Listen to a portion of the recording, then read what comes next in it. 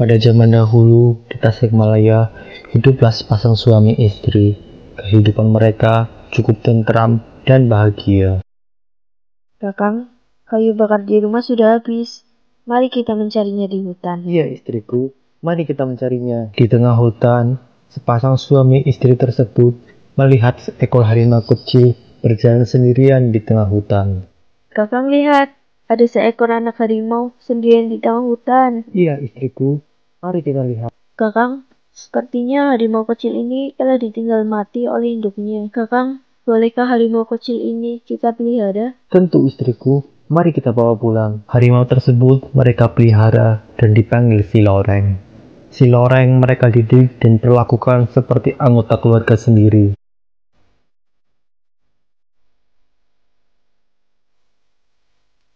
Loreng, kemarilah. Si Loreng tumbuh menjadi besar. Ternyata hewan itu tahu diri. Ia menjadi penurut kepada sepasang suami istri itu. Demikian erat hubungan Si Loreng dengan suami istri itu, sehingga ia dapat mengerti kata-kata yang diucapkan suami istri itu. Sepasang suami istri yang bekerja sebagai petani itu semakin berbahagia ketika lahir anak mereka, seorang bayi laki-laki yang sehat. Inilah saat bahagia yang mereka tunggu-tunggu sejak lama. Terima kasih istriku, kau telah memberikanku seorang bayi yang sehat. Apabila mereka pergi bekerja, Si Loreng ditugaskan untuk menjaga keselamatan bayi itu.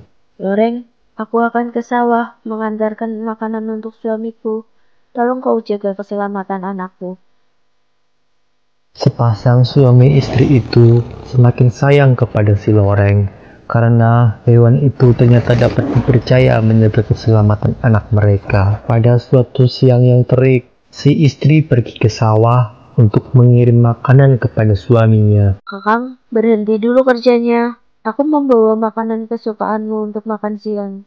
Makan dulu, Kakang. Iya istriku, tunggu aku di dangau, nanti aku menyusul. Di dangau, si istri menghidangkan makanan untuk suaminya. Baru saja selesai makan, tiba-tiba mereka mendengar suara geringan Si Loreng. Kakang lihat, itu si Loreng. Dia menuju kita. Kenapa Loreng kesini, Kakang? Tadi aku sudah menyuruh dia untuk menjaga anak kita. Entahlah istriku, tidak biasanya dia melakukan hal seperti ini. Kakang lihat, mulut si Loreng penuh dengan darah. Loreng, darah apakah itu? Apa kau telah memakan anakku? Si Loreng menggeleng-gelengkan kepalanya, sehingga darah dari mulutnya pun berhamburan.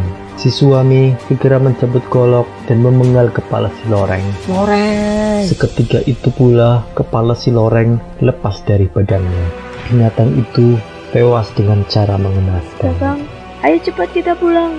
Aku khawatir terjadi hal buruk pada anak kita. Sampai di dalam rumah, mereka mendapati anaknya masih di dalam ayunan.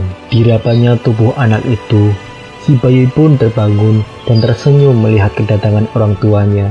Syukurlah istriku, anak kita baik-baik saja. Iya, Kakang, ternyata anak kita masih selamat. Setelah merasa lega atas keselamatan anaknya, kini mereka celingukan, mengedarkan pandangan ke sekeliling ruangan. Kakang, apa itu? Mereka mendapati bangkai seekor ular yang sangat besar, berlumuran darah tergeletak di bawah ayunan. Kenapa ada bangkai ular di rumah kita, Kakang? Kakang, jangan-jangan Lorenglah yang telah menyelamatkan nyawa anak kita dari ular besar itu. Iya istriku, aku menyesal telah terburu-buru membunuh Si Loreng. Ular besar itu masuk ke dalam rumah dan hendak memakan si bayi. Si Loreng bertarung dengan ular besar itu. Dan akhirnya Si Loreng berhasil membunuh ular besar tersebut. Aku benar-benar menyesal istriku telah terburu-buru membunuh Si Loreng. Padahal ia telah terbiasa menyelamatkan nyawa anak kita. Iya, Kakang. Kakang Loreng. Untuk mengenang peristiwa tersebut, maka tempat tinggal suami istri tersebut dinamakan Panyalahan, yang artinya adalah salah terka. Lama-kelamaan, Panyalahan makin banyak penduduknya sampai menjadi desa yang ramai. Menurut kepercayaan mereka yang berasal dari desa Panyalahan, sampai sekarang senjata apapun tidak mempan untuk membunuh harimau. Hal itu terjadi karena di desa Panyalahan pernah terjadi peristiwa mengenaskan, yaitu seekor harimau yang tidak bersalah dibunuh karena salah terka. Kisah ini memberikan pelajaran kepada kita agar tidak bertindak gegabah. Berpikirlah dengan cermat sebelum mengambil tindakan yang nantinya merugikan.